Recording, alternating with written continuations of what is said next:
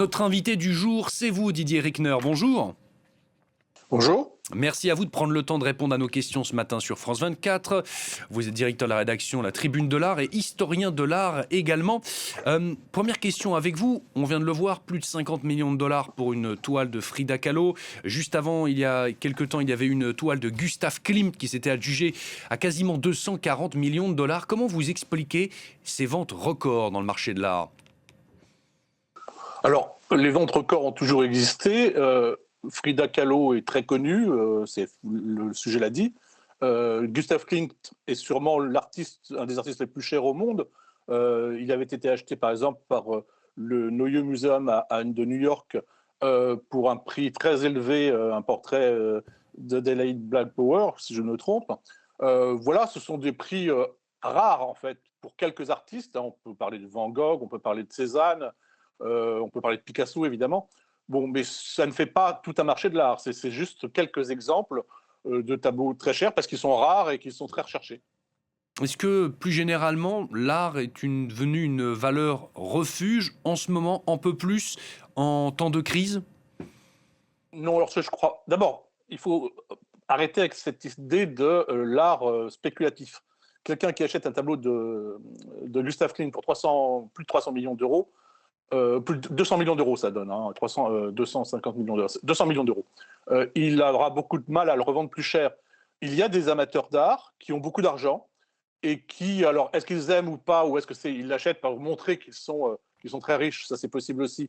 Mais en tout cas, ils achètent ces œuvres parce qu'elles sont rares, mais pas forcément pour leur prix. Encore une fois, je le disais, ça n'est pas représentatif du marché entier.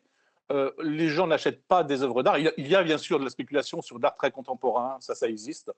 Ceux qui font ça, en général, des fois, ils ont de très mauvaises surprises parce qu'ils perdent.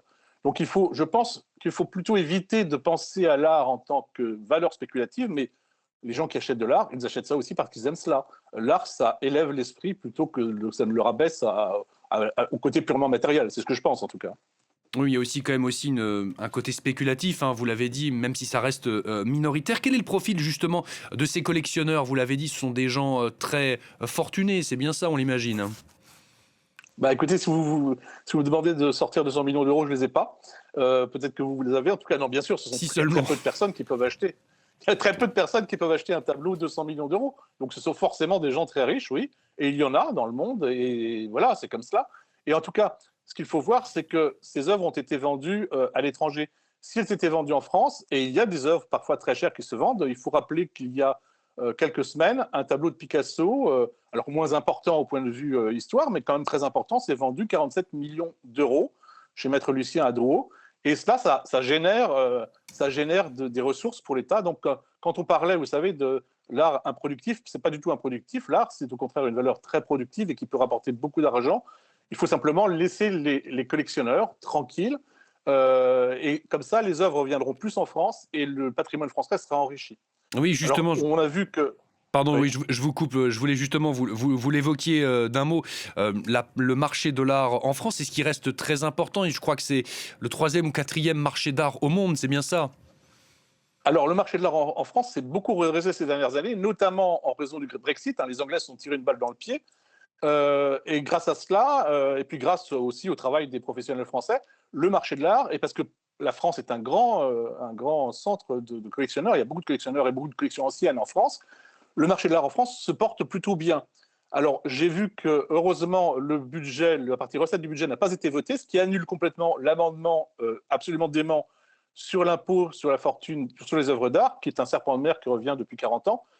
Espérons que ça ne va pas revenir une fois de plus, parce que rien que cela, ça fait sortir des œuvres de France. Et il y a eu récemment une planche d'Hergé qui était estimée 200 à 300 000 euros, ce qui n'était pas complètement idiot, et qui s'est vendue en France. Et ben, elle ne s'est pas vendue. Alors, est-ce qu'on peut se dire que ce n'est pas du tout certain, mais on sait que dès qu'on commence à évoquer cet impôt sur les œuvres d'art, eh bien, les œuvres d'art partent de France, les collectionneurs sont beaucoup plus timides, et finalement, elle ne s'est pas vendue. Est-ce que c'est pour cela ou pas? Je ne sais pas. En tout cas, l'État n'aura pas touché l'argent qu'il aurait dû toucher sur la vente de cette planche.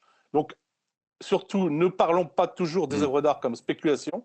L'œuvre d'art est un plaisir, et c'est un plaisir qui, en plus, rapporte à l'État sans impôt sur la fortune. Alors justement, en évoquant les collections publiques, hein, celles des musées notamment, quel est l'état de ces collections?